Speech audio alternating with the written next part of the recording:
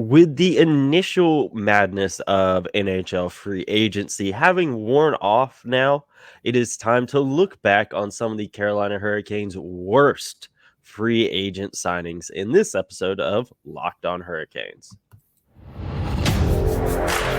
You're Locked On Hurricanes, your daily podcast on the Carolina Hurricanes. Part of the Locked On Podcast Network. Your team every day.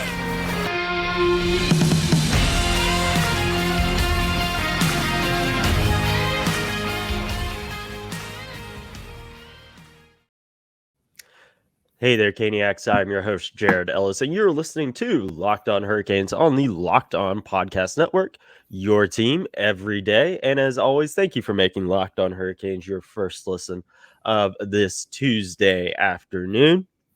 I'm joined, as always, by my co-host, Andrew Schnittker. How are you doing on this Tuesday afternoon, Andrew? I'm doing well. I'm looking forward to a less fun trip down memory lane today. Yeah, we obviously did the best Hurricanes free agent signings the other day. So if you missed that episode, go listen to that or watch it if you're on YouTube after you get done with this one. So now diving into the worst free agent signings. And this was one where, yeah, like you said, less fun trip down memory lane. And, when I was doing this, I was trying to, take all things into consideration with some of these like you easily could have thrown like Andre Kasha on this list because he only played one game. But, I just kind of look at like it was injury. It wasn't, it was just one thing that didn't work out, and it was a low risk deal. It wasn't like, some other deals we're going to talk about later, probably, where they just were an abysmal contract. So something like that I'm leaving off, but I am going to actually start with one that involved injury. And for me, I am going to have Jake Gardiner on here. He only played 2 seasons of his 4-year deal. I remember when the signing was made back in 2019. There's a lot of excitement around it initially. And I remember, he had his moments of looking really, really good. I remember, I believe, was it in his first year or his second year? The game against the Capitals where, he had this really great goal. And yeah, it was just one where there were moments, but injuries ended up taking their toll on him. And he just was never able to really be that player that the Hurricanes wanted him to be. And it sucks that it was due to injury, his back, and God, there was so much stuff with him in terms of injuries, but it just was not one that ended up panning out the way the Hurricanes expected it to. And it sucks that it panned out that way. But yeah, even when he was playing, there were definitely some moments where it was like, oh my God, dude, what are you doing? Yeah, it's unfortunate because, like I said, that was a fairly high-profile free agent signing for the Hurricanes. One of the top defensemen on the market that year, got him right before training camp. I think the goal you're talking about, I think he scored an overtime winner in Washington in like his second game with the Hurricanes. But yeah, that first year was definitely an adjustment for him. A lot of defensive lapses, and look, offensive defensemen have often had an adjustment period when they come to play in Rod Brind'amour's system. You look at even like a guy like Dougie Hamilton did, Brady Shea did. Brent Burns. What? I Brent said Burns, Brent Burns too. Yeah. And I mean, it lasted, as that first season went along, I think he played better. And that second season, before he got hurt, there were some stretches, I think, where he played really, really well. He was playing with Brett Pesce a lot, and that was a really good pairing for the Hurricanes. But yeah, it, like you said, it all went sideways when the back issues started to crop up, and then he spent the last 2 years on long-term injured reserve, didn't get a chance to play. It's just, you hate to ding a guy for getting injured, but this was a case of right idea, wrong execution for the Hurricanes. It just did not work out. And yeah, with it being a 4-year deal with, I believe, an over 4 million AAV cap hit, to get such little production from a player like that you signed to that kind of contract, yeah, I can agree with putting that on this list. Yeah, I believe it was like 4.5 AAV. It was Something somewhere like in that. that ballpark. Yeah. But yeah, it sucks that it ended up going the way it did with him. But yeah, that just not the production you're expecting when you sign that contract. And yeah, I believe we talked about it when the season wrapped. Um, Guy we mentioned already, Andre Kasha, yeah, he's went back over to Europe to play in his home country. And Jake Gardiner, now technically he is a free agent. That 4-year deal has come to an end. But so far haven't heard anything out of him of what his plans are going to be. I remember we talked about, with him not playing for 2 full seasons, kind of figuring retirement's probably going to be the route he ends up going. But, technically he hasn't. So he's a free agent now. But yeah, it's just not, it just didn't go the way we all expected it to go. But Andrew, who do you have for worst Hurricanes free agent signings? So I'm actually going to start with one that Hurricanes fans probably have not thought about in a while. It is a signing they made coming off the Stanley Cup run in 2006. They signed John Graham to be a veteran backup goalie to Cam Ward. Obviously, Martin Gerber moves on. You're giving the reins to Ward full time, but he's still coming off a rookie season. So you think, okay, this is a guy who had done pretty well the previous few years in Tampa Bay, played some decent workloads. We can bring him in, give him some starts. He can give us some solid quality starts to back up Cam. And he didn't do that. It was a fairly low risk deal. 2 years, I think, like, 1 point 1.4 something million. because I have him on my list too. Yeah, but I mean, you look, he just wasn't good. I mean, that first year he made 23 starts, went 10-13-2 with a 2.85 goals against average and 0.897 save percentage. And the next year he only made 12 starts, went 5-7-1, 3.75 goals against average, 0.875 save percentage. So he was even worse. And you look, again, they really needed that veteran backup to Cam Ward for those, first couple of years of his career as being a full-time starter. And, Graham's poor play probably contributed to Cam being as overworked as he was, or, for a lot of his career. And you look at how close the Hurricanes were to making the playoffs both of those years. I think in the year after they won the Cup, they lost like 5 of their last 7 or something and finished 4 points out or something. And then in 07-08, they were first in the division for most of the year. That was back when you'd get the number 3 seed just for winning your division, and the Southeast was terrible. And I think like the last day of the season, they lost to the Florida Panthers and the Washington Capitals won. So they went from the 3rd seed to out of the playoffs. But a little bit better backup goaltending in either of those years could have been the difference. And yeah, John Graham was pretty terrible for the Hurricanes. Yeah, he was really rough. Like I said, I had him on my list as well. And one thing I have on here was that he was good with Tampa Bay in that 05-06 season, helping them get to the playoffs. But then in the playoffs, John Tortorella ended up criticizing him publicly due to his poor play, which ended up leading to him leaving Tampa. And, like you said, going 0.897 first season, 0.875 second season, not winning a whole lot of games, ended up getting waived in January of 2008. And yeah, that was rough. And I do think you're right in that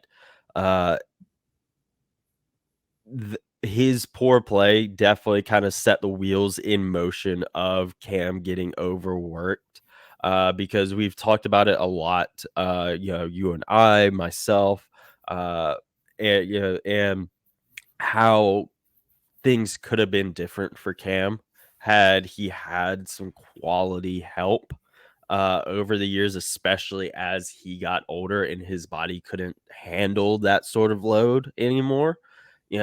This definitely just felt like it was, the wheels getting put in motion for that. And it sucks that it happened the way you did, because like you said, going from third to out of the playoffs all in basically a day. That's devastating. And just had they had some better goaltending in those years, things could have been so much different. But we definitely have some more guys to get to as we dive through worst Hurricanes free agent signings, and we will continue to do that right after this quick break, folks. Now, folks, baseball season is underway. We love baseball here on Locked On Hurricanes. So, right now, if you're wanting to bet on the MLB, take your first swing at betting on the MLB with FanDuel and get 10 times your first bet amount in bonus bets up to $200. That's right, just $20, and you'll land $200 in bonus bets, win or lose. That's $200 you can spend betting on everything from the money line to the over/under to who you think is going to hit the first home run. All on an app that's safe, secure, and super easy to use. Plus, when you win, you get paid instantly. There's no better place to bet on the MLB than FanDuel, America's #1 sportsbook. So sign up today and visit fanduel.com/locked-on to get up to $200 in bonus bets. That's fanduel.com/locked-on. FanDuel, official partner of Major League Baseball. Now, diving back into the worst Hurricanes free agent signings. Next up, we are going to go with another defenseman on my end, which was weird. Now that I'm looking at 2 defensemen and 2 goalies. But next up, we're going with Thomas Kaberle back in 2011. Oh, yeah, this one was rough. He was coming off of winning the Stanley Cup with 2011. That'd be the Boston Bruins. He signed a 3-year deal worth $12.75 million. Hurricanes GM at the time, Jim Rutherford, said that he was one of the best puck moving defensemen, and this was not good.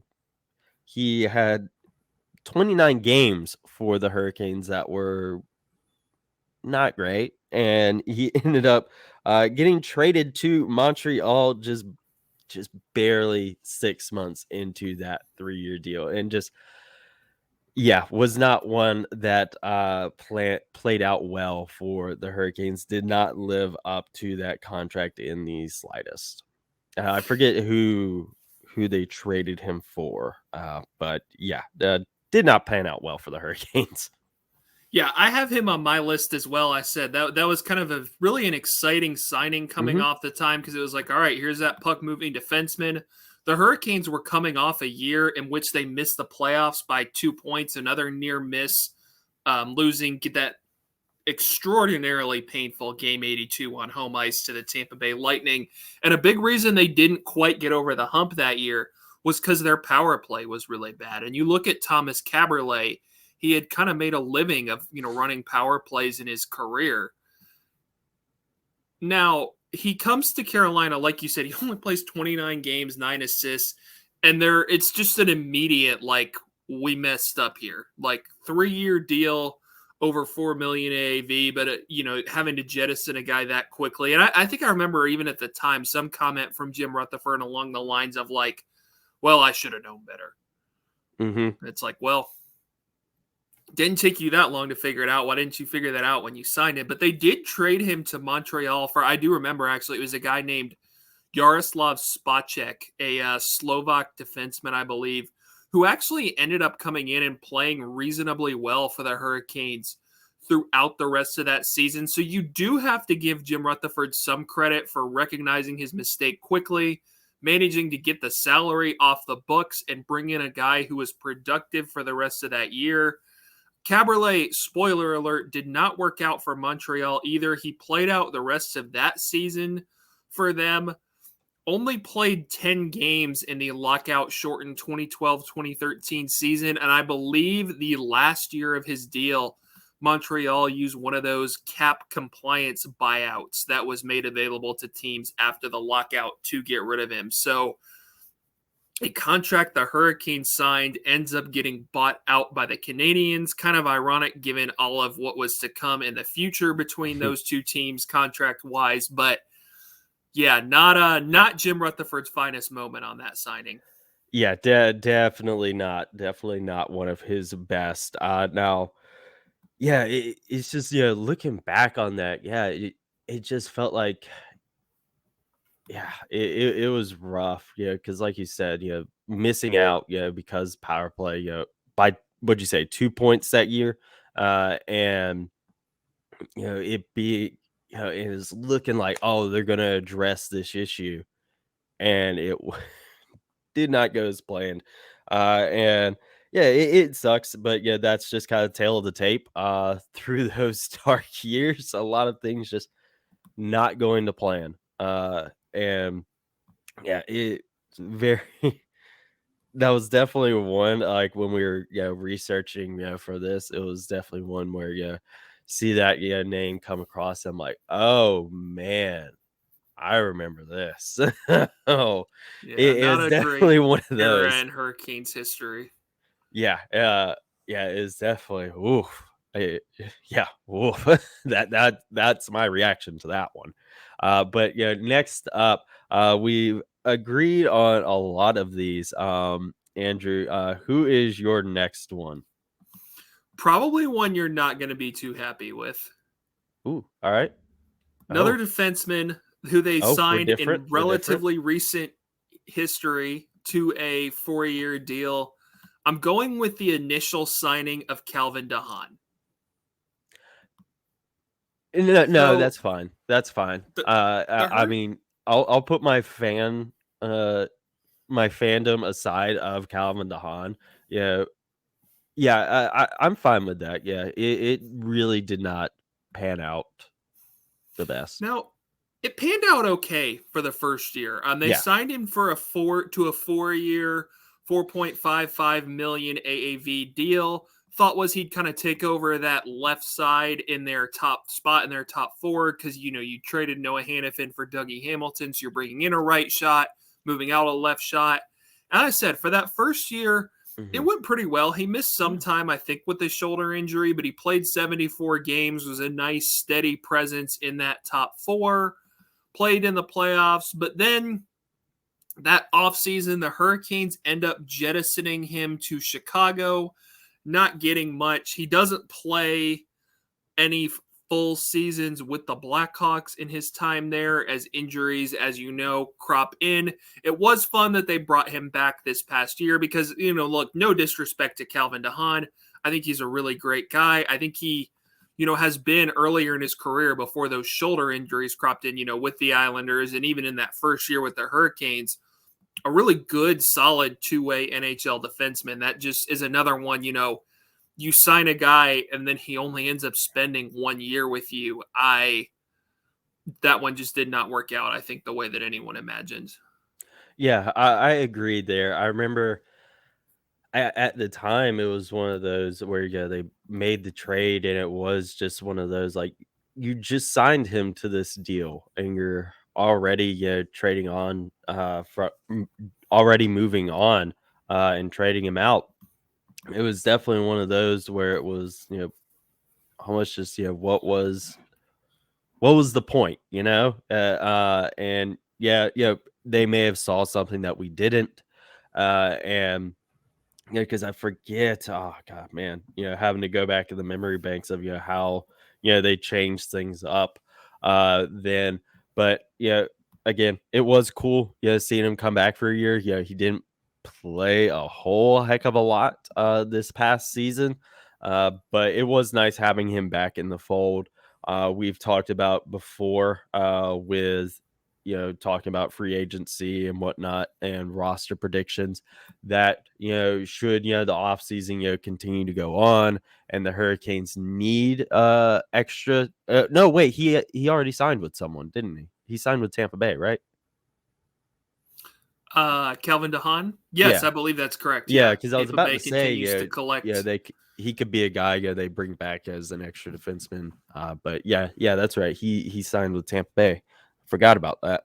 But yeah, it was one that it just didn't pan out the way we expected it to, and it sucks that it panned out that way. But that's just the way it goes sometimes. Yeah, Yeah. definitely. I was excited about that one when they brought him in. Yeah, I was as well. But we both have one more worst free agent signing. I'm going to bend the rules on this one a little bit, and we will get into that one right after this quick break, folks. All right, folks, we are back, and now it is time to talk about the worst free agent signings, or continue talking about the worst free agent signings for the Carolina Hurricanes. And like I said before the break, I am bending the rules on this one a little bit because he was technically acquired via trade, but he was acquired without a contract. So you know who I am alluding to, Andrew, and that is Scott Darling. Technically acquired via trade from Chicago in 2017, but he was acquired without a contract.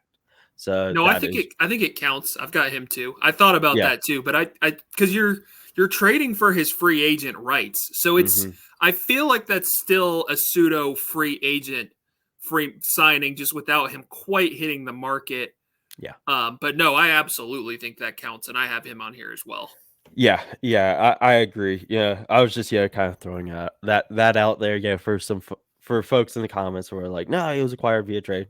They acquired his free agent rights. Kind of how a couple years ago, actually, when the Hurricanes traded the free agent rights to Joel Edmondson to Montreal, and then he signed up there. Kind of similar situation there. But yeah, this was one that lives in infamy with the Hurricanes.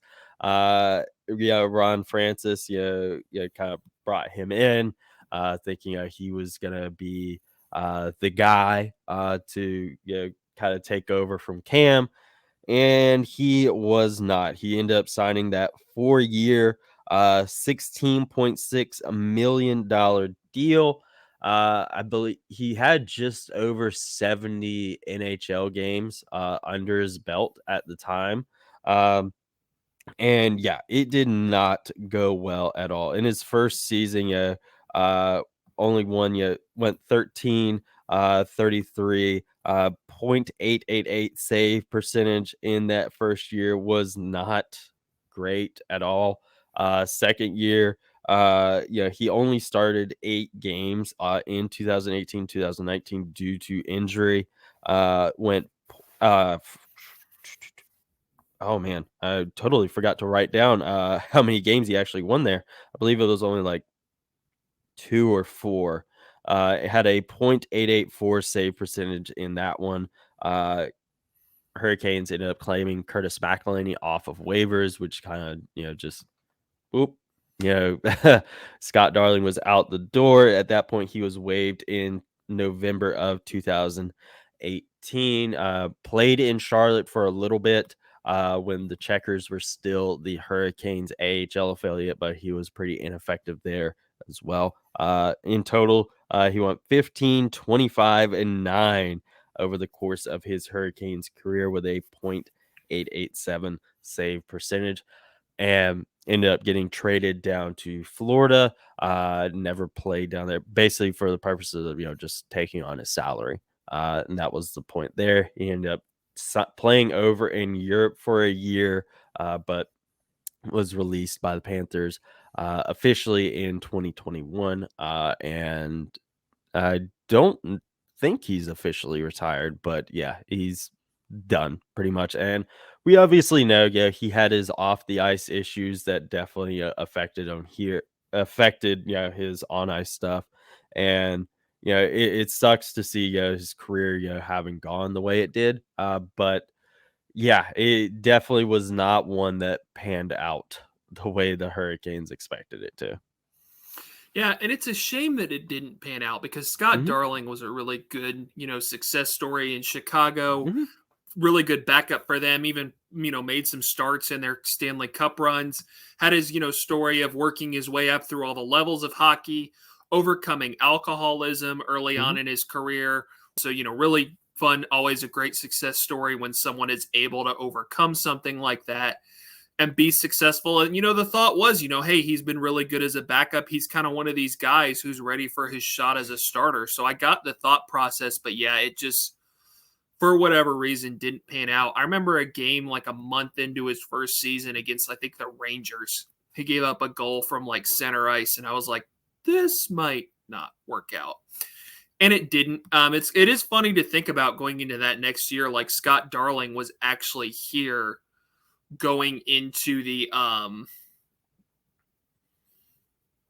like 2018, that season that 2019. they made it back to the playoffs. And then I said he got waived. I think he actually got called back up for like one game because they needed somebody to make a start, and it was like, oh, here's your chance. And it was, I think they lost like 6-5 in the shootout to the Capitals, and it was Yep. like, oh yeah, we're done here. But yeah, when they traded him to Florida. Florida bought him out. They ended up getting James Reimer for him. So that actually ended up being a pretty good trade for the Hmm. Hurricanes. But yeah, Scott Darling, love him as a person. Great guy. I said, great story.